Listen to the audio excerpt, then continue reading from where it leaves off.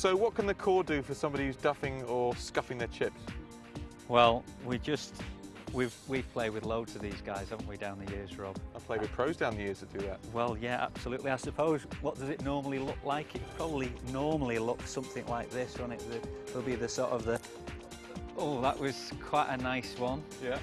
I've seen a couple of pros on tour with that. I bet you couldn't do that again, actually. No, that was an awesome one.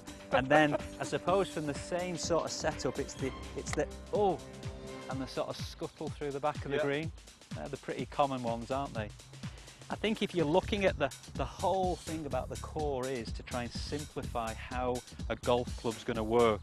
Now, if we go to, again, putting the shaft on, if we're looking at trying to give people drills once they've bought the core, if we put a shaft down on the floor here and we ask somebody to look at knocking this shaft forward in that line, in that direction, and just getting the face to sort of squarely hit that, I think the position that they would have to adopt in setup is very different from how they would normally set up when they hit a pitch. Right. I think they'd probably normally set up in a position where if it was a ball or if it was the end of the shaft, they'd have this sort of look with the ball relatively back in the stance, the hands pretty forward. I think this is pretty much what a lot of people read about and think that this is how they're meant to set up.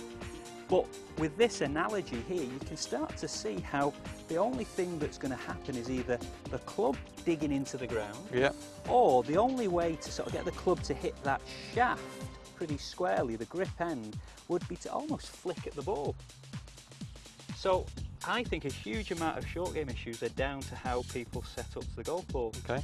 If we look at just giving somebody that analogy, and you know, often I do this in lessons and I just say, right, you just set up how you'd like to. I think people push that a little bit further forward in the stance and they almost get a feel for how they might just sort of knock the ball forward, almost drive it forward.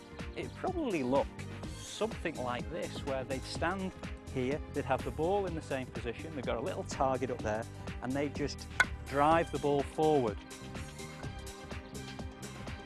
They've got a sort of position that they fancy, can just get the job of knocking the ball forward a distance they want it to go.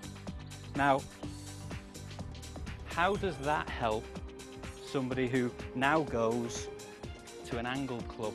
Well, I think that motion that they've just learnt with the core just needs to be repeated. We both know that it's the club's job to knock the ball up in the air. So if they could set up in the same way, they can deliver the club in the same way, the ball is just lofted up into the air by the angle on the club. Right. So really what they're trying to do is just learn in a very simple way to stay out of the job of the club and just let the club do its job. So in practice terms, should they take the core and the bucket of balls and just practice same to get the feel of it? Is that how they go about it? Absolutely. I think how they would deliver the core into the back of a grip end is pretty much it's a descriptive word, it's a feel. I might describe it in a certain way, they would have to find their own way of describing it, but that feel essentially is how they want to then deliver the club into the back of the ball, whether it's with this, which is obviously going to do its job and just drive the ball forward, or whether it's with 50 degrees of loft and they just drive that angle into the back of the ball and the ball pops up in the air. Very simple.